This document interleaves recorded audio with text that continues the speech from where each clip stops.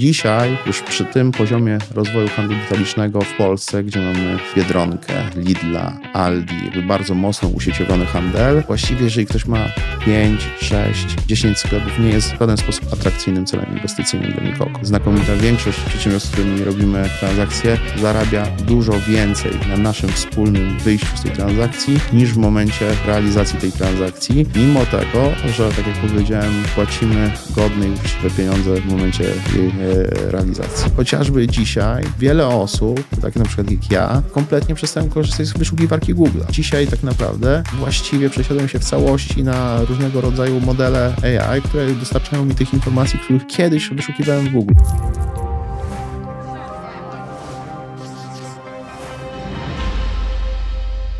Dzień dobry, witam na kanale Prawowładni. Ja nazywam się Marcin Ostaszewski. Witajcie, Sebastian Mikulewicz. Dzisiaj naszym i Państwa gościem jest Andrzej Różycki, partner zarządzający Tarhill Capital. Witam Cię, Andrzej. Cześć, witam. Andrzej, powiedz proszę, czym tak naprawdę zajmuje się Tarhill Capital? Tarhill Capital doradza funduszom private equity, jak robić inwestycje, a fundusze private equity to takie specyficzne fundusze, które w odróżnieniu pewnie od tych wszystkich funduszy, które oferowane są nam w bankach jako jednostki uczestnictwa, to są tak specyficzne fundusze, które inwestują w prywatne firmy. Jakby i taki zakres strategii inwestycyjnych jest bardzo różny, ale co do zasady to jest taka klasa aktywów, która szuka ciekawych firm prywatnych, czyli nienotowanych na giełdach, chociaż czasami zdarza się takim funduszom kupić firmę giełdową po to, żeby ją z tej giełdy zdjąć, jakby żeby być tą firmą prywatną, podtrzymać w swoim portfelu raczej dłużej niż krócej, bo większość funduszy ma strategie inwestycyjne, do których takim podstawowym horyzontem inwestycyjnym jest 3 do 7 lat i sprzedać z zyskiem. Robią to po to, żeby inwestorzy, którzy powierzyli pieniądze w zarządzanie tym funduszem, na tym zarobili, a firmy, w które takie fundusze zainwestowały, zwiększyły swoją wartość, sprzedaż, zysk, a czasami zostały uratowane od bankructwa. I my takim funduszom doradzamy, jakie firmy wybrać w Polsce, jak potem je nadzorować, jak nimi zarządzać, a potem jak je z zyskiem sprzedać. Czy to nie są spółki notowane na Newconnectie czy na głównym parkiecie, tylko raczej spółki, które funkcjonują, ale nie są notowane? Zdarzało nam się takie firmy z giełdy zdjąć, tak, w formie jakiegoś tego publicznego wezwania do skupu akcji i to jest jedna ze strategii, która przynosi nam ciekawe targety inwestycyjne. Zdarzało nam się spółki na giełdę wprowadzić, ale co do zasady taki inwestor jak fundusz private equity nie inwestuje w spółki, które na tej giełdzie są notowane, żeby dalej te akcje trzymać. Więc giełda jest albo źródłem ciekawych celów inwestycyjnych, albo też jedną z metod wyjścia z takiej inwestycji po kilku latach. Dlaczego taki fundusz nie inwestuje w spółki publiczne?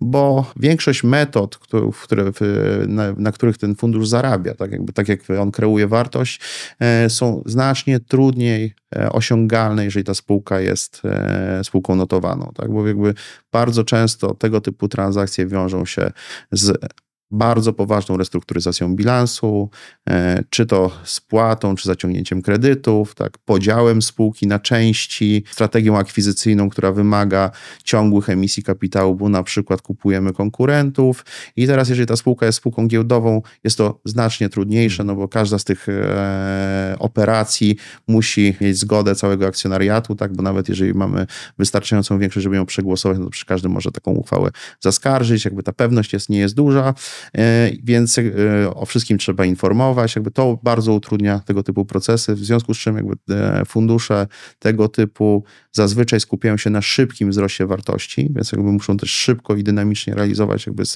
założoną strategię inwestycyjną, dlatego dużo łatwiej jest to robić w spółce prywatnej, a nie publicznej. A jak wygląda taki proces, jeżeli na przykład ktoś by chciał, żeby fundusz w niego zainwestował i na przykład spotyka się z wami, gdzieś zderza?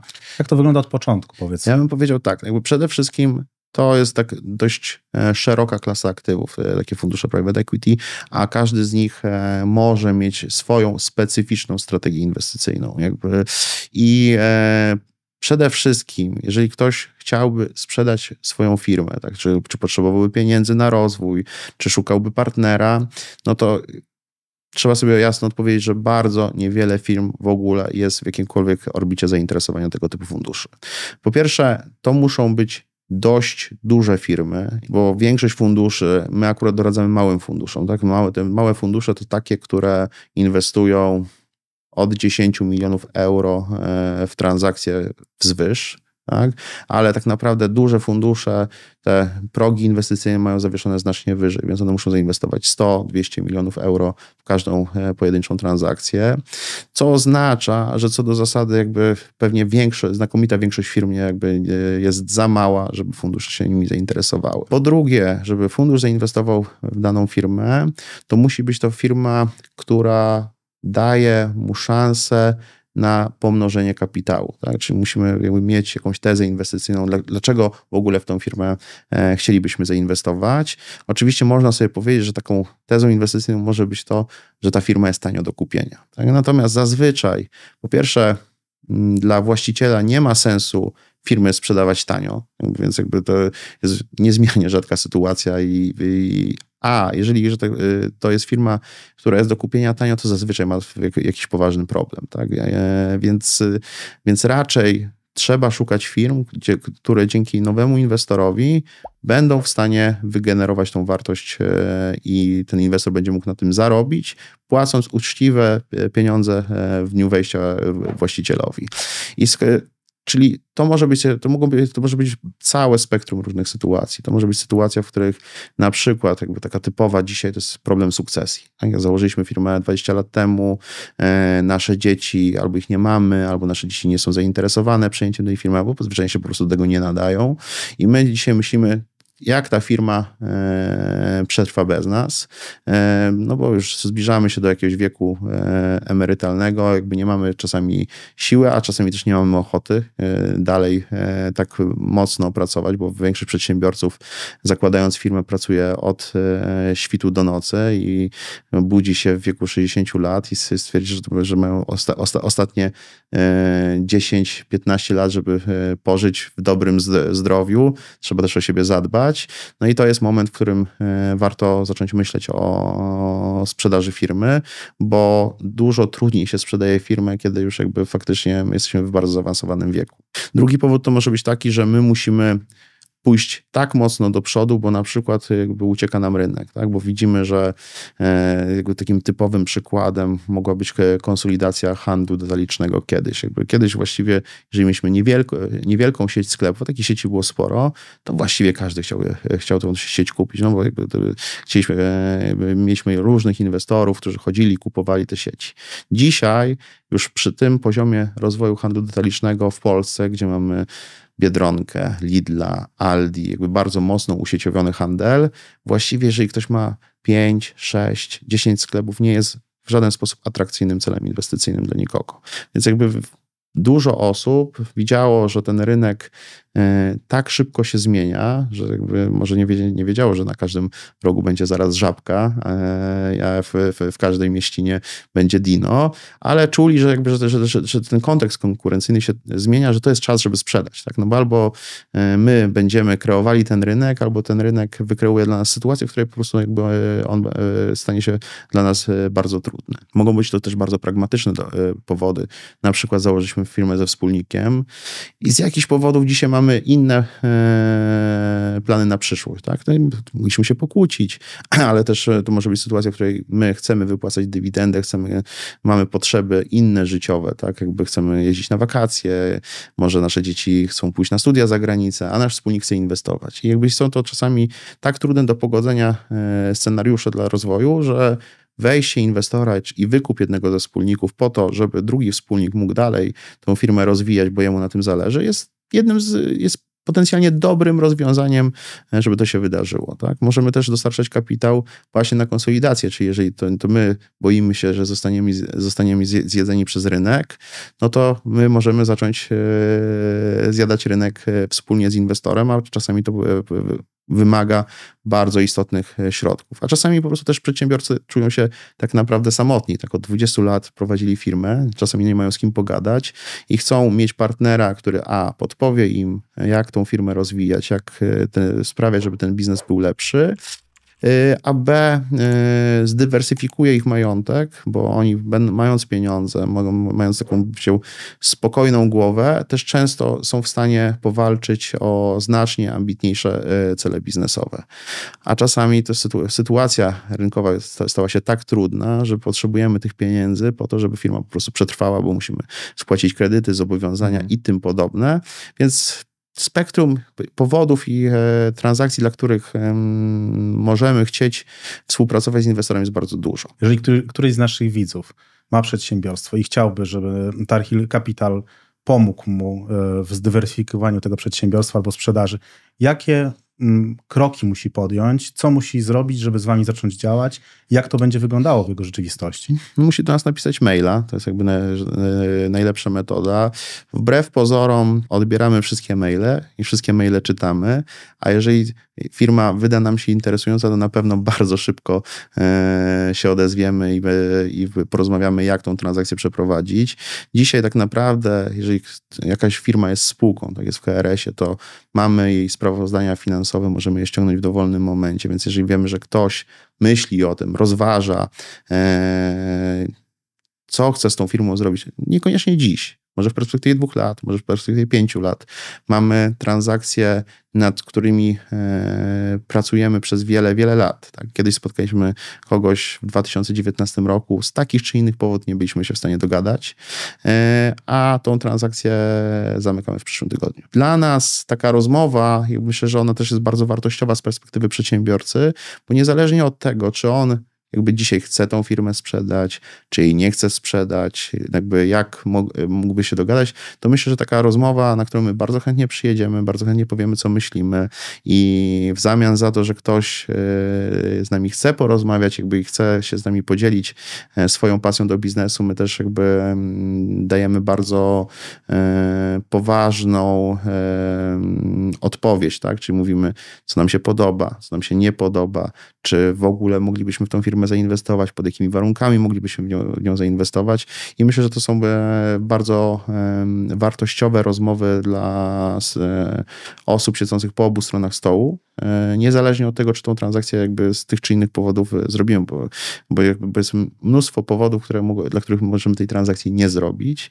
Więc jeżeli ktoś chciałby się dowiedzieć, jak takie transakcje robimy. Oczywiście tutaj chwilę na ten temat porozmawiamy, ale myślę, że to są na tyle złożone procesy, że wymagają trochę więcej czasu, żeby je zrozumieć i one też są bardzo specyficzne. Tak jakby tu nie ma jednej umowy, nie ma jednej kalki, nie ma jednego schematu działania. Jest pewna metodologia, w ramach której się działa. Tak? Jakby że oczywiście firmę trzeba zobaczyć, zbadać, prawda, jakby przygotować dla niej biznesplan, projekcje finansowe, tak, jakby tutaj też są pewne zasady stricte prawne i umowne, jak taką firmą się współzarządza po transakcji i to są pewne, powiedzmy, standardy i metodologia, natomiast każda transakcja jest inna i każda transakcja wymaga specyficznego podejścia. Myślę, że to, co jest naszym bardzo dużym aktywem, to jest to, że my ponad 95% wszystkich transakcji robimy z polskimi przedsiębiorcami. I to doświadczenie, które mamy w rozmowach z nimi i w prowadzeniu później wspólnego biznesu jest jakby nieocenione, bo jakby zupełnie inaczej transakcję robi się z inwestorem branżowym, gdzie przyjeżdża ktoś z oddziału, z polskiego oddziału amerykańskiej korporacji i rozmawia z polskim przedsiębiorcą z zupełnie innej pozycji. Tak jakby to też nie jest decydent, to nie jest osoba, to jest osoba, która też ma trochę inny interes niż my, bo dla nas jakby głównym interesem jest pomnożenie wartości przedsiębiorstwa. Więc jeżeli ten przedsiębiorca z nami zostaje jako wspólnik, to co jest dla nas kluczowe, to jest uwspólnienie interesów. Tak, żebyśmy my grali cały czas do jednej bramki. Fundusze, którym doradzamy, mają bardzo dobre wyniki inwestycyjne, co w skrócie oznacza, że jeżeli my kupimy dzisiaj firmę za 100, a potem sprzedamy ją na przykład za 300, no to jakby jeżeli ten nasz wspólnik zostanie z jakimś pakietem tych akcji, to on też na tym zarobi. I to jest jakby kluczowe w tym wszystkim i też kluczowe w momencie wybierania partnera do potencjalnej transakcji, bo wielu, o ile nie znakomita większość przedsiębiorstw, z którymi robimy transakcje, zarabia dużo więcej na naszym wspólnym wyjściu z tej transakcji niż w momencie realizacji tej transakcji, mimo tego, że tak jak powiedziałem, płacimy godne i uczciwe pieniądze w momencie jej realizacji. No właśnie, mówisz tu o tych rzeczach inwestycyjnych. My patrzymy na to ze swojej jakby zawsze strony restrukturyzacji. Powiedz proszę, twoim zdaniem, jakie są największe czynniki, które hamują rozwój polskich przedsiębiorców? Co jest takim głównym czynnikiem, czy jakimś systemowym, czy strukturalnym, twoim zdaniem? Wiesz co, znaczy ja w ogóle uważam, że Polska i polscy przedsiębiorcy rozwijają się bardzo dobrze, więc jakby to znaczy oczywiście są pewne problemy, z którymi jak widać gospodarka jako cała sobie radzi całkiem nieźle.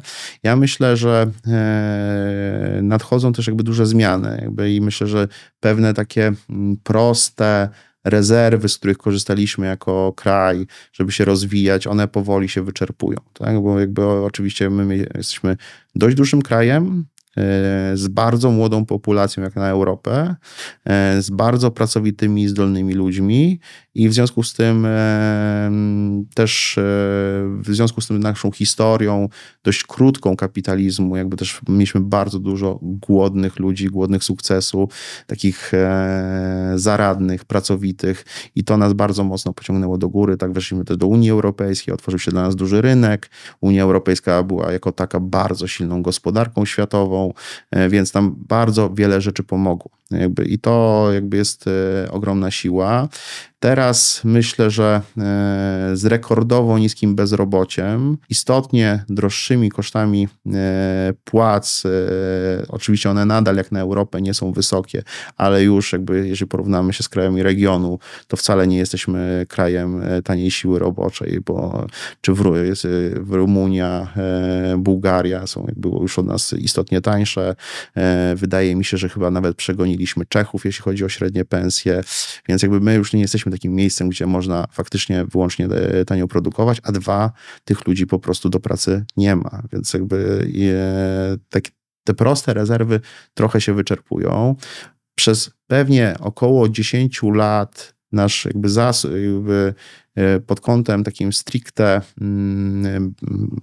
biologicznym, czy jeżeli popatrzymy na strukturę wieku Polaków, nie będziemy mieli problemu ze starzeniem się jakby ludzi pracujących, tak? No ale to jest ostatnie 10 lat, bo jako społeczeństwo się starzejemy, a za 10 lat już faktycznie będziemy czuć bardzo mocno, że dużo osób wychodzi z wieku produkcyjnego. Więc mamy do tego mamy relatywnie mało takich naprawdę znanych na świecie firm, biorąc pod uwagę wielkość polskiej gospodarki i mamy relatywnie mało własnego kapitału intelektualnego, bo my, co jest ciekawe, na przykład jesteśmy drugim pod względem wielkości na świecie producentem baterii, ale to są wszystko koreańskie i chińskie i inne zagraniczne fabryki i prawdę powiedzieć, że oni je u nas ulokowali, ale my relatywnie mało jako kraj z tego mamy. Jak popatrzymy na to, ile podatków płacą zagraniczne koncerny w Polsce, a ile płacą polscy przedsiębiorcy, to polscy przedsiębiorcy płacą więcej w stosunku do przychodów niż zagraniczne koncerny. Więc okej, to jest super, że przyciągamy inwestycje, to jest super, że mamy niskie bezrobocie i dobrą dobrą dynamikę płac, tyle, że jeżeli to jakby ta cała historia się odwróci, tak, gdyby się okaże, że już nie będziemy tak atrakcyjnym miejscem, to zostaniemy bez własnej własności intelektualnej i firmy, które u nas dzisiaj tą produkcję ulokowały, przeniosą się w kolejne miejsce. A jak widzimy systemowo, polski przedsiębiorca ma trudniej niż przedsiębiorca zagraniczny, którego się zaprasza, któremu się załatwia granty, któremu się oferuje działki, któremu ułatwia się rozwiązywanie kwestii formalno-prawnych, tak, jakby, bo rozwija się przed nim czerwony dywan, a przed polskim przedsiębiorcą, jakby jak widać, systemowo płacą wyższe podatki, mają większe problemy i myślę, że to jest po pierwsze niesprawiedliwe, a po drugie strasznie głupie. No właśnie, to jakie są największe zagrożenia też dla polskich firm? Mówię to w kontekście ryzyka prawnego, finansowego, jak sobie z tym radzić. No nas to najbardziej interesuje z naszej perspektywy, ale jak to wygląda z perspektywy twojej dużego biznesu finansowego? Wiesz co, no ja myślę, że zagrożeń jest bardzo, bardzo dużo. No ja myślę, że to jest trochę tak, że cała Europa ma duży problem i my trochę mniej to czujemy jeszcze, bo my jesteśmy w dobrym miejscu w tej Europie, tak więc jakby na tle całego kontynentu to wygląda to nieźle. Natomiast jeżeli będziemy mieli duży problem z niemiecką motoryzacją, a wydaje się, że ten problem jest jakby realny, patrząc jakby na przykład na to, ile się chińskich aut sprowadza, jak w ogóle się zachowuje eksport chińskich aut na świecie, który po prostu od czasów pandemii się zwielokrotnił i jeżeli BMW, Mercedes, Audi czy Volkswagen będą mieli problemy, to cały kontynent będzie miał problemy i my jako jeden z największych dostawców części do tych samochodów też będziemy mieli problemy. I my jako kraj w ogóle w Europie mamy najwyższe koszty energii, albo jedne z najwyższych, bo to oczywiście jest cena dnia, co istotnie obniża konkurencyjność. I my widzieliśmy zakłady, które produkowały na przykład elementy z aluminium, gdzie chińskie komponenty z tego aluminium były sprzedawane w cenie materiału, tak? Czyli jakby już bez ceny wytworzenia. Bez ceny wytworzenia, już nie licząc nawet kosztów ludzkich, kosztów maszyn, kosztów energii i tak dalej, no to oni po prostu jakby byli tak konkurencyjni. I to pokazuje, że najprawdopodobniej są tam istotnie tańsze surowce, no bo jakby jeżeli są to surowce, do których wytworzenia potrzebna jest energia, tak, no bo może jest to kosztem ekologii, i tutaj jakby sporo się na polskie i europejskie firmy narzuca obowiązków, tak, jakby czy to raportowych, czy to związanych jakby z ESG, tak, jakby czy to takich czy innych ukrytych podatków, bo nawet jeżeli nasza firma jakby nie płaci tego podatku, to nasz dostawca może płacić jakiś podatek, tak? I my tak naprawdę w cenie surowca, w cenie usługi ten podatek dostajemy i co z tego, że my akurat na naszą firmę ten podatek nie został nałożony, jeśli on został nałożony na tego dostawcę, to my go płacimy. I wydaje się, że w wielu aspektach gospodarka europejska traci konkurencyjność. W związku z tym to, że jesteśmy takim złotym dzieckiem Europy dzisiaj, bo mamy jeszcze młodych ludzi, tak, jeszcze nam się chce pracować, jeszcze jakby mamy dość nowe moce wytwórcze, no bo one zostały niedawno zbudowane w porównaniu z innymi krajami europejskimi, to paliwo może nie wystarczyć na to, żeby po prostu odnaleźć się w nowej rzeczywistości. A kwestia innowacyjności, bo często mówimy o tym, że Europa się starzeje, ma mało patentów, Stany są daleko przed nami. Mamy bardzo dobrych programistów, ale oni pracują w Stanach Zjednoczonych. Czy takie zagrożenia w zakresie tego, że społeczeństwo się starzeje, nie ma innowacyjności, to też jest problem Polski obecnie? To jest, myślę, że złożony temat, ale jakby pewnie wymagałoby takich szczegółowych badań, więc jakby ja niestety jestem w stanie odpowiedzieć jakby na wiele z tych pytań dość anegdotycznie, tak? Ale takie moje czucie jest, że najlepsze firmy technologiczne, które my często nazywamy polskimi firmami technologicznymi, to są firmy, które zostały założone przez Polaków, czy przez diasporę Polaków gdzieś za granicą. Tak? I mamy takie firmy, jak jedną z fajniejszych firm produkujących satelity SAR, ICEYE, tak? Jakby, gdzie jednym z założycieli i wspólników jest Polak, ale ona jest firmą fińską. Tak? Mamy Booksy, ale Booksy jakby tak naprawdę jest firmą bardziej amerykańską niż polską.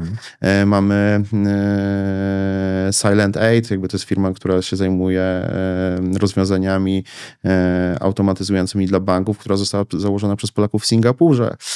Mamy w końcu Eleven Labs, który jest firmą założoną przez Polaków, ale w Stanach Zjednoczonych. I wydaje się, że po prostu to nie jest tak, że nie mamy utalentowanych ludzi, tylko są jakieś powody, dla których oni zakładają te firmy, te największe polskie technologiczne sukcesy za granicą. I tych powodów pewnie jest kilka. Jakby pewnie z częścią da się coś zrobić, z częścią się czegoś nie da zrobić. Ja myślę, że pierwszy powód, który jest dość istotny, to jest to, że ci ludzie są Polakami, to są często ludzie, którzy dawno temu wyjechali z Polski. Tak? Jakby i tak naprawdę wpadli w miejsce, w którym jest zupełnie inna mentalność, czy inne podejście do patrzenia na to, co chce się robić. Jakby po prostu są po prostu w jakby trochę innym środowisku, co ich niejako napędza do robienia tych biznesów. No i to jest jakby trudne. Jakby ciężko, że tak powiem, zmienić takie, bym powiedział, bariery psychologiczne, które w nas mogą być, jakby i taką też mentalność i ciąg na bramkę. Natomiast to są rzeczy, które bardzo trudno zmienić, ale jakby pewnie dobrym przykładem jest podejście różnych dużych firm do innowacji. Tak? Jeżeli firmy, na przykład polskie duże, byłyby otwarte na innowacje, to polskim przedsiębiorcom byłoby dużo łatwiej te innowacje wdrażać. Wyobraźmy sobie, że jeżeli mamy młodą firmę, która coś ciekawego wymyśliła, oczywiście to jest pewnie prototyp, to jest pewnie może nie działać i ona jakby działa w Stanach, to w takich dużych korporacjach, nie wiem, jak Microsoft czy Apple, to tam można po prostu do nich pójść, powiedzieć, patrzcie, mamy takie ciekawe rozwiązanie, czy ono was interesuje? I oni jakby poświęcą czas i chętnie na ten temat z sobą porozmawiają. A wyobraźmy sobie, że ktoś by poszedł do Polskich Kolei Państwowych i powiedział, że ma jakieś ciekawe rozwiązanie. No by go zapytał, jak kto cię przysłał, nie? Jakby w Polsce, jak zaczynasz coś robić, no może nawet nie tyle w Polsce, co w Europie, pierwsze się zastanawiasz, czy twoje rozwiązanie jest zgodne z RODO i polityką UODO, tak? Jakbyś przypadkiem nie dostaniesz za to kary, nie? Potem się zastanawiasz, czy tych ludzi to powinieneś zatrudnić na taką umowę, czy taką umowę, ile od tego będzie ZUS-u, nie? Po trzecie się zastanawiasz, że tak powiem, jakie sprawozdanie złożyć, jakby co podpisać, nie? Więc jakby zamiast się zajmować tym biznesem, się zajmuje za przeproszeniem pierdołami. Tak? Znaczy, było jasne. Ja rozumiem, że ochrona danych osobowych jest bardzo ważna, natomiast naprawdę jak wprowadzono te przepisy o RODO, to jakby to wszystkie firmy zajmowały się pisaniem regulaminów RODO. Jakby nie zajmowały się, że tak powiem, czymś innym i wydaje się, że po prostu pewne komplikacje, które jakby są rzucane przedsiębiorcom jako kłody pod nogi, te regulacje, czy to z poziomu europejskiego, czy to z poziomu polskiego, utrudniają jakby w myśleniu o tych innowacjach, więc jakby pewnie czasami za granicą jest łatwiej jakby pewne rzeczy zrobić. Po drugie, w takim prawdziwie innowacyjnym biznesie niezmiernie istotne są efekty sieciowe, tak? Czyli tak naprawdę, że tam, gdzie jest dużo tego innowacyjnego biznesu, łatwiej się buduje innowacyjny biznes, bo po pierwsze mamy ludzi, którzy byli w fajnej firmie, która się szybko rozwija, oni tam odchodzą, zakładają nową firmę. Tam ktoś zarobił na tych inwestycjach, więc on jest gotów ten kapitał po raz kolejny włożyć w te firmy. Tam regulacje, czy format prawny, czy cały ekosystem banków, doradców, jakby jest już gotowy na to, bo on się tam, że tak powiem, wytworzył. I nawet takie małe kraje, jak chociażby Izrael, tak, czy Estonia, mogą osiągać wielkie sukcesy na arenie innowacji i technologii, bo zbudowały pewien ekosystem, w którym to faktycznie, że tak powiem, funkcjonuje, jakby jest ta mentalność, jest ta kultura sukcesu. Różni ludzie mogą innym swoim kolegom pozazdrościć tego sukcesu i stwierdzić, że moja fajna robota jako programista czy architekt systemów w tej zagranicznej korporacji, gdzie mam pewne kilkadziesiąt tysięcy brutto, to może nie jest to, co powinien w życiu robić i skoro tamtemu i tamtemu się udało, to może warto, żebym ja spróbował i w ten sposób można przełamać pewne bariery. Natomiast wydaje mi się, że to są bardzo złożone procesy, nie ma prostej odpowiedzi, jak pewne rzeczy zrobić. Są inicjatywy, które ten ekosystem pobudzają, jak chociażby wysiłki Polskiego Funduszu Rozwoju, który ma te programy, które finansują fundusze ryzyka, tak i na przykład jeżeli porównamy to chociażby z programami, które wdraża NCBIR, bo taki był program Bridge Alpha, który też miał inwestować, to PFR jest 3 długości przed NCBIR-em, jeśli chodzi o jakość tego procesu selekcji i pomysł na to, jak to robić. Natomiast to wszystko jest bardzo mało i my idziemy do przodu, tylko że jeżeli my jedziemy 10 km na godzinę, a świat jedzie 100 km na godzinę, to mimo, że idziemy do przodu, to ta odległość między nami się nie zmniejsza, się zwiększa. Pytanie, co z tym zrobić? Ja myślę, że po pierwsze nie szkodzić, tak? I tutaj pomyśleć o tym, żeby nie dokładać obowiązków, regulacji, żeby dla małych firm ułatwiać pewne sprawy. A to się dzieje zdecydowanie za wolno. No ale zobaczmy, przyszedł prezes Brzoska, miał pomóc, miał zlikwidować, można powiedzieć, wszelkie bariery i chyba się poddał z tego, co widzimy, bo z tych jego likwidacji, no to po wyborach prezydenckich nic nie wyszło, zrezygnował, wrócił do swojej firmy, bo chyba ją też trochę zaniedbał przez to i tak naprawdę wielkie obietnice, małe efekty, tak? Prawdę powiedziawszy, ja nie śledzę tego tak dokładnie, więc nie chciałbym tak się wypowiadać na temat, co na ten temat uważam, bo tak naprawdę myślę, że polityka to jest tak złożony organizm, gdzie tak naprawdę widzimy pewną powierzchnię tego, co się dzieje, natomiast bezwładność procesu legislacyjnego i później bezwładność też urzędnicza i te zmiany bardzo trudno jest wprowadzić, bo po pierwsze wszystkie zmiany w tak trudnym organizmie, to biurokracja się broni sama, tak i to jest też zresztą zajmujecie się prawem, to wiecie, że w teorii to wszystko można byłoby uprościć i powiedzieć, dlaczego sprawa w sądzie trwa 7 czy 8 lat, nie?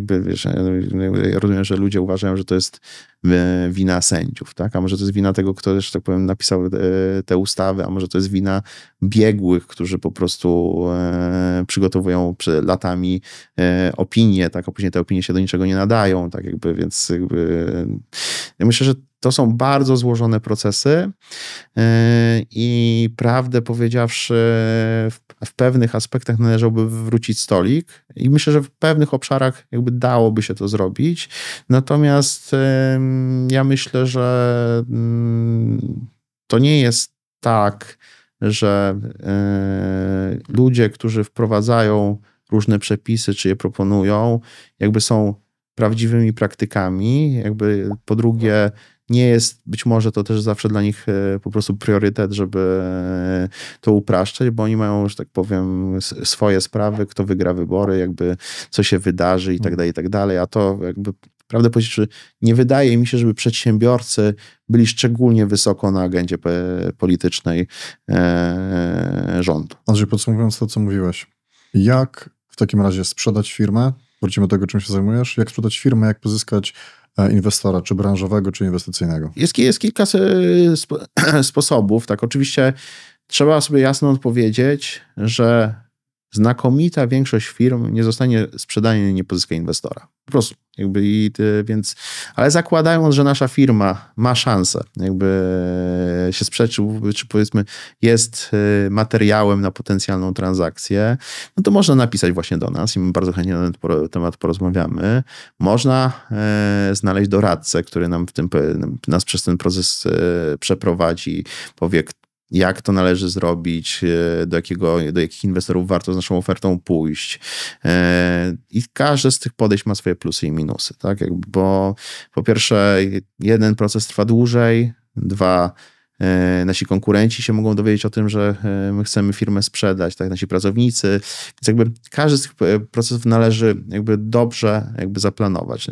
Natomiast co do zasady, jeżeli znajdziemy inwestora, który chciałby w nas zainwestować, no to ten proces już jest odrobinę bardziej standardowy, tak? Bo może tak naprawdę zaczynamy od podpisania umowy o zachowaniu poufności, tak? Wymieniamy się pierwszym kompletem danych na temat firmy i my staramy się, żeby to były bardzo proste dane, tak? Takie, które umożliwiają nam odpowiedzenie sobie w miarę szybko na pytanie, co jest potencjalnym problemem transakcyjnym. Tak? Te problemy transakcyjne to może być na przykład koncentracja po stronie klientów. Tak? Właściwie, jeżeli firma sprzedaje do jednego klienta więcej niż 40% swojej produkcji, to jest już bardzo poważna czerwona flaga z punktu widzenia inwestora, no bo ryzyko, że tam się coś zmieni, jest na tyle duże, że kupiliśmy firmę o wartości 100, a następnego dnia to może być firma o wartości 50. Tak? I inwestorzy bardzo tego typu sytuacji unikają. Po wymianie tego typu podstawowych informacji składana jest oferta niewiążąca.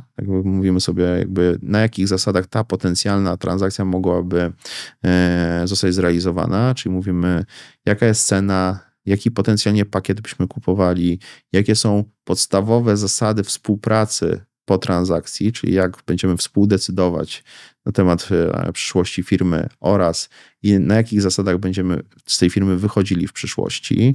I tutaj jest zazwyczaj duża obawa po stronie przedsiębiorcy, że my na przykład przyjmujemy pakiet kontrolny i myślę, że to jest bardzo taki ważny temat, na którym spędzamy dużo czasu, żeby wytłumaczyć, że to nie jest tak, że inwestor czy fundusz przejmując pakiet kontrolny faktycznie o wszystkim decyduje i że chce tutaj radykalnych zmian.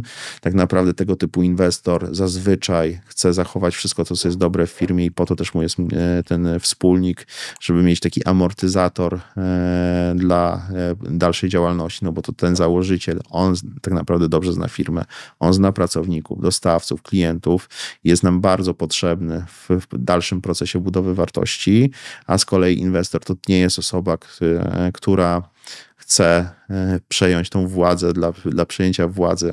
Tak naprawdę inwestor chce zarobić pieniądze, więc on chce minimalizować ryzyko swojej inwestycji. Każdy potencjalny konflikt to jest bardzo duży problem dla inwestora, bo inwestor jest inwestorem reputacyjnym, czyli po pierwsze, jeżeli on uwikła się w jakiś konflikt, to każda kolejna firma, z którą będzie rozmawiał, może się o tym konflikcie dowiedzieć i to będzie dla niego problem, który będzie utrudniał mu dalsze funkcjonowanie i działanie. Dlatego my jak ognia unikamy konfliktów, a jeżeli widzimy po drugiej stronie stołu kogoś, z kim będą problemy, albo z którym wydaje nam się, że mogą być problemy z takiego czy innego powodu, to raczej tej transakcji nie zrobimy. Tak? Bo my chcemy robić transakcje z ludźmi, z którymi nam się dobrze rozmawia, z którymi mamy chemię, do których mamy i będziemy mieli zaufanie, bo jeżeli tego zaufania nie ma od początku, to nie powinniśmy tego robić. Niezależnie od ceny i warunków. Ile mniej więcej trwa taki proces? Powiedziałeś, że to może trwać od 2019 do dzisiaj, czyli można powiedzieć 6 lat. Oczywiście to nie jest wtedy taki proces. Nie? No, po prostu ale jeżeli takie, powiedzmy, ktoś przychodzi, jest ta chemia, tak, zadziałało to wszystko, no to ile tak teoretycznie tak naprawdę to trwa, ile takim przedsiębiorca może sobie założyć, że w takim czasie jest w stanie się skeszować? Ja bym powiedział, to jest teoria i praktyka. Tak? Wiesz, w teorii to jest trochę tak, że jeżeli się dzisiaj spotkamy, tak, jakby ty masz wszystkie dane, których potrzebujemy, my ci jutro złożymy ofertę, ty nam jutro powiesz OK, my podpiszemy list intencyjny, to przeprowadzimy badanie, które może jakby, jeżeli masz wszystkie dokumenty, których potrzebujemy, to może potrwać miesiąc, prawda, potem wynegocjujemy umowę, no to właśnie możemy się zamknąć w pokoju na 3 dni i ją wynegocjować, nie, jakby i z tego wszystkiego się zrobi 6 tygodni. Tak, jakby i prawdę powiedzieć, jak są takie duże procesy transakcyjne, czyli sprzedają się naprawdę duże firmy, które są świetnie przygotowane jakby do sprzedaży, bo o to chodzi i na przykład jest 15 czy 20 oferentów, to tam wszystko jest tak przygotowane, a prawnicy pracują po nocach i wszyscy doradcy pracują po nocach. Jakby jak jest taka duża transakcja, to wszystkie kancelarie prawne w mieście i wszyscy duzi doradcy są zaangażowani na tej transakcji, choć pracują dla różnych klientów, tak, no bo pracują dla szeregu kupujących, więc jakby jest pospolite ruszenie, no to wtedy te transakcje się potrafią zamknąć w 4-6 tygodni, plus jakby są na przykład, czeka się tylko z zamknięciem transakcji na zgodę zgodę na koncentrację Urzędu Ochrony Konkurencji i Konsumenta, czasami też na poziomie europejskim, jakby albo na poziomie poszczególnych krajów. Natomiast w przypadku mniejszych firm, to zazwyczaj to, co determinuje czas trwania takiego procesu, to jest poziom z jednej strony przygotowania firmy do takiej informacyjnej, żeby można było przeprowadzić jej badanie, tak, no bo trzeba sprawdzić, czy wszystko się w niej zgadza, zanim się ją kupi. Po drugie, to są kwestie takiego też zrozumienia i poznania się stron, tak, no bo jakby ktoś, kto zbudował firmę, poświęcił jej 20 lat życia, jakby tak naprawdę potrzebuje czasu, żeby tą decyzję podjąć tak naprawdę, jakby ją się zazwyczaj podejmuje na raty, no bo nawet jeżeli nam się wydaje, że podjęliśmy tą decyzję, to bardzo często nie jesteśmy do samego końca jakby w 100% do tego przekonani. Po drugie, ta osoba, która sprzedaje firmę, musi się nauczyć tego procesu trochę, no bo jakby to jest tak, że taką umowę się podpisuje raz, no oczywiście są rekordziści, którzy sprzedają w swoim życiu kilka firm, ale większość osób sprzedaje swoją firmę raz, tak, jakby ten jedyny, więc wszystkie te rzeczy, które widzi, w jakimś sensie są dla niej nowe, tak? Musi zrozumieć logikę funkcjonowania takiego procesu i się z nią oswoić. Jakby to nie są bardzo złożone rzeczy, ale wymagają po prostu takiego głębszego zastanowienia i nam też zależy na tym, żeby osoba, z którą robimy tą transakcję, dobrze rozumiała, co robi. Tak, bo jeżeli rozczarowanie posttransakcyjne nie jest niczym dobrym. Tak, w związku z czym nam też zależy na tym, że jeżeli ktoś ma jakieś wątpliwości, ma jakieś pytania, to powinien spędzić dostatecznie dużo czasu na tym, żeby te wątpliwości rozwiać, tak? I to sprawia, że taki, bym powiedział, standardowy proces inwestycyjny w polskich warunkach, jeżeli ktoś jest zdecydowany, że firmę sprzedać, trwa kilka miesięcy. Tak? I to raczej 4, 5, 6, tak? Bo po prostu jest mnóstwo rzeczy, które muszą się wydarzyć, żeby ta transakcja doszła do skutku. Andrzej, to jeszcze zamykając klamrą całą naszą tu rozmowę, powiedz, siedzisz w tym rynku finansowym, gospodarczym. Jakie są największe wyzwania teraz Polski pod kątem gospodarki, bo patrzymy, co się dzieje przez ostatnie lata. Przed czym teraz stoimy, twoim zdaniem? Jeszcze jakby, tak jak mówię, jest bardzo pewien problem demograficzny, który jakby nadciąga. On jest, że tak powiem... No ale mamy inżynierów, lekarzy, którzy stoją na granicy. Wiem, że nie chcemy ich wpuścić od kilku dni, no ale no... Znaczy wiesz, tak jakby myślę, że mądra polityka imigracyjna jest bardzo istotna, tak jakby i to jakby tak jak mówię, jakby ja nie do końca chcę się wciągać jakby w pewne dyskusje polityczne, bo myślę, że to jest jakby, wiesz, bo jest tak dużo różnych złożoności, tak jakby, i tak dużo różnych obrazów, które widzimy. I dzisiaj media społecznościowe sprawiają, że każdy z nas widzi to, co by chciał widzieć, tak? Jakby, no bo wtedy on będzie w to klikał, będzie się angażował, będzie spędzał czas. W związku z czym, jeżeli my mamy jakieś przekonanie i w nie wierzymy, to będziemy, że tak powiem, przez media społecznościowe utwierdzani w naszych przekonaniach i wierzeniach. Tak? Jakby, więc jakby jak już może tak bardziej trochę filozoficznie, myślę, że chociaż żyjemy w jednym państwie, czy żyjemy w jednej rzeczywistości, to każdy dzisiaj ma tą swoją rozszerzoną rzeczywistość, nie? I tak, tak jak jeżeli Google Maps z jakiegoś powodu by wykasował jakąś obwodnicę z mapy, to po prostu ludzie przestaliby nią jeździć. Więc tak naprawdę to nasza rzeczywistość, to co widzimy, jest bardzo kształtowane przez siły jakby od nas niezależne, tak? Natomiast patrząc chociażby po firmach, w które my jesteśmy zaangażowani, to mamy sporo, coraz więcej jakby imigrantów, tak? Którzy okazują się być dobrymi pracownikami. Tak? Są to ludzie bardzo zdeterminowani, którzy przyjeżdżają i chcą pracować. Pewnie jest druga grupa, która przyjeżdża do dużych miast ma inny pomysł na życie. Natomiast są pewnie bardzo różni ludzie. Więc mamy ten problem demograficzny. Wydaje mi się, że nie uciekniemy od mądrej polityki imigracyjnej i myślę, że warto na chłodno i bardzo rozsądnie próbować podejść do tego, jak te tematy rozwiązać, a nie jak budować na tym kapitał polityczny, bo jak się okazało, głównym hasłem Brexitu było odzyskanie kontroli nad granicami i zahamowanie imigracji, a te słupki wystrzeliły dokładnie po Brexicie, więc pewne recepty, czy tak powiedzmy zidentyfikowane problemy są w zupełnie inny sposób adresowane, a z kolei jak nie mamy kierowców ciężarówek, nie mamy ludzi do pracy i tak dalej, to nie wiem, czy byśmy wszyscy tutaj byli tacy szczęśliwi.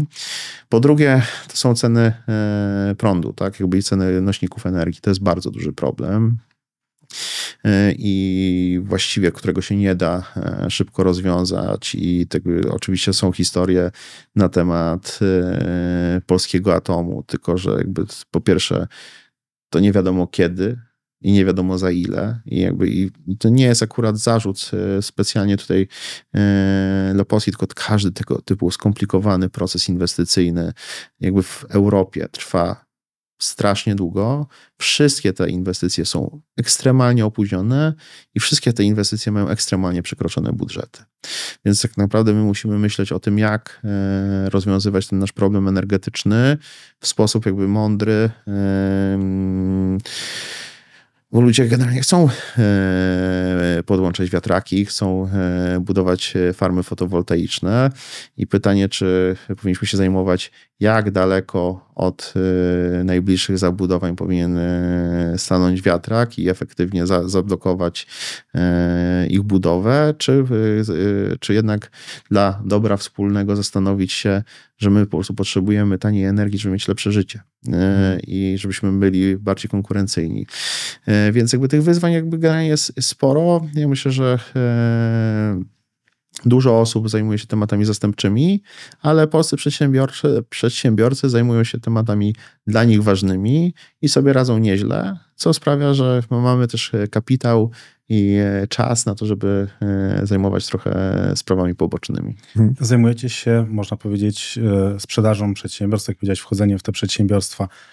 W twojej ocenie, które przedsiębiorstwa mają największą szansę na to, żeby wyjść obronną ręką, które wy byście dali szansę, tak? Które byście przejęli do swojego portfela, a które tak naprawdę są już skazane na, można powiedzieć, niebyt gospodarczy? No właśnie jeszcze pociągnę to pytanie. I jakich teraz w ogóle przedsiębiorstw szukają fundusze private equity? Czy to jest produkcja, czy innowacja? Ja powiem tak, generalnie to też jest bardzo złożone pytanie, bo po pierwsze to nie jest tak, że inwestorzy szukają zawsze najlepszych firm, które są najbardziej takie odporne na wszystko. My szukamy firm, na których możemy zarobić. I to jest żeby na danej firmie zarobić, to sobie trzeba odpowiedzieć na kilka pytań. Tak? Podstawowym pytaniem to jest to, za ile my tą firmę sprzedamy w przyszłości. I czy w ogóle ją sprzedamy. Tak? No i teraz z jednej strony kupujemy dzisiaj firmę za określoną kwotę pieniędzy, żeby ją sprzedać drożej, to najprawdopodobniej ta firma powinna się rozwinąć, tak? Czyli powinna mieć większą sprzedaż, większe zyski, ale z drugiej strony to musi być też firma, na której kolejny inwestor, czy to strategiczny, czy to finansowy, będzie widział, że on na niej zarobi, że ona jest mu do czegoś potrzebna. Tak? Jakby i on wtedy jest relatywnie w stanie więcej zapłacić. A po trzecie, ta firma musi być przygotowana do sprzedaży. Wiele firm, które kupiliśmy od polskich przedsiębiorców, nie miało zarządów, które mówiły po angielsku.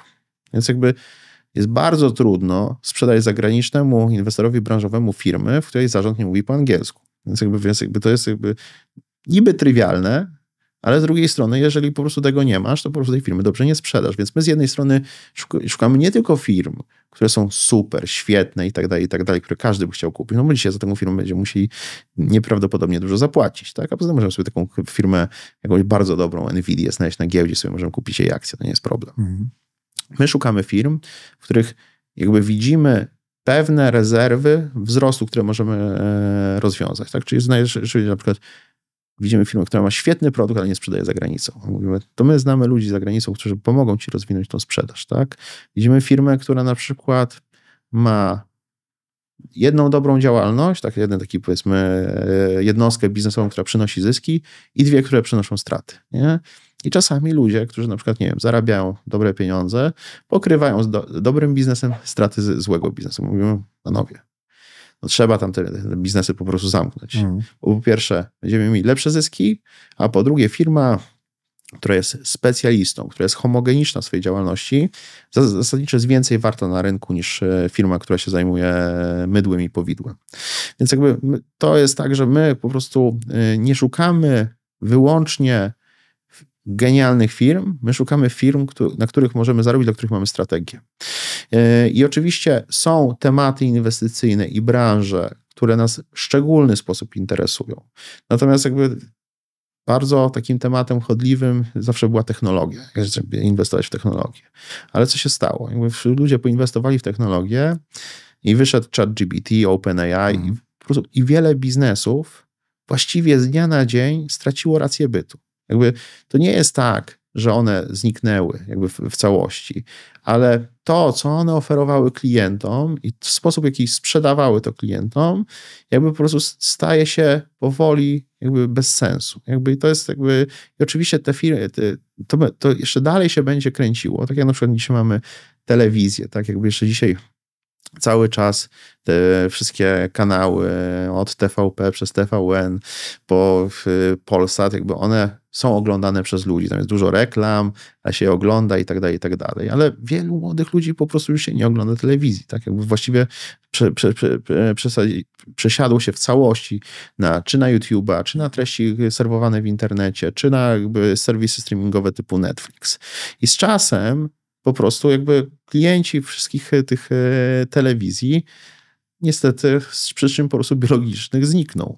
Więc jakby i chociażby dzisiaj wiele osób, takie na przykład jak ja, kompletnie przestałem korzystać z wyszukiwarki Google'a. Tak jakby ja dzisiaj tak naprawdę właściwie przesiadłem się w całości na różnego rodzaju modele AI, które dostarczają mi tych informacji, których kiedyś wyszukiwałem w Google.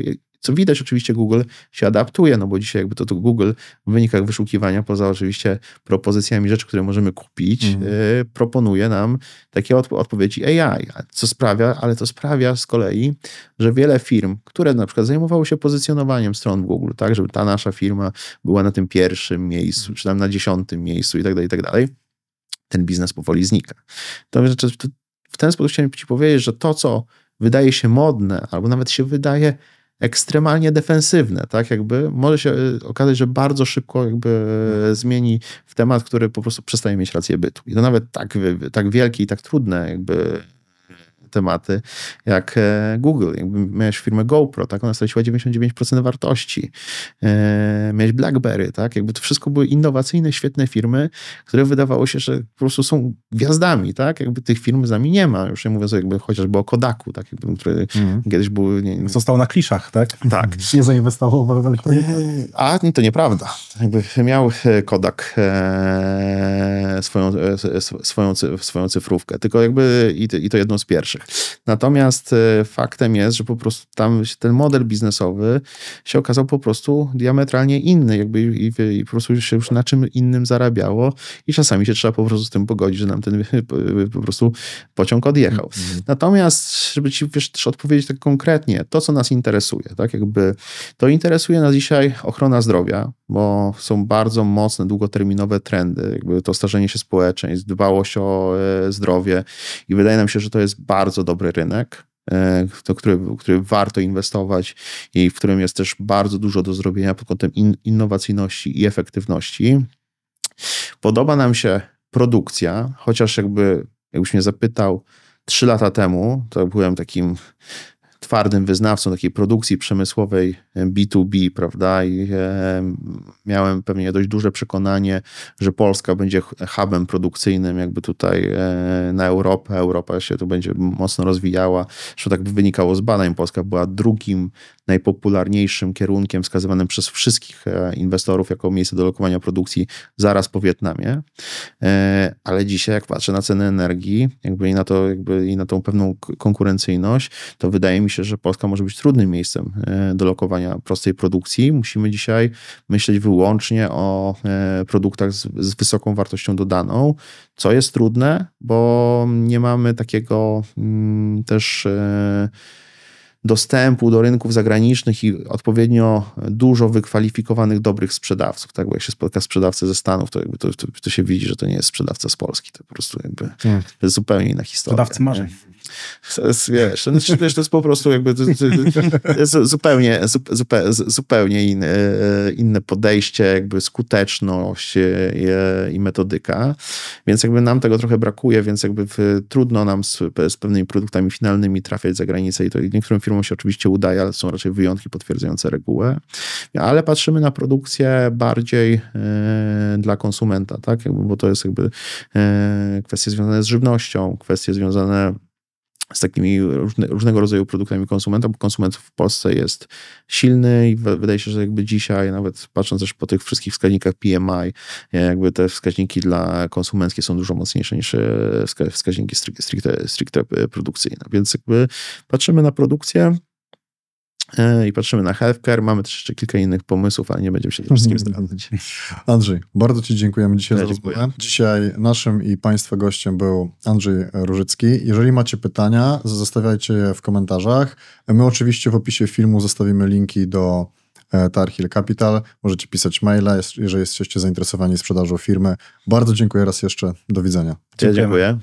Partnerami kanału są Mikulewicz, Ostaszewski Restrukturyzacje. Skontaktuj się, jeśli masz problem z płynnością finansową w firmie. Przeprowadzimy dla Ciebie bezpłatną analizę pod kątem restrukturyzacji. Jesteśmy ekspertami prawa restrukturyzacyjnego i upadłościowego z 10-letnim doświadczeniem na rynku. Pomożemy wyciągnąć Twoją firmę z kłopotów finansowych.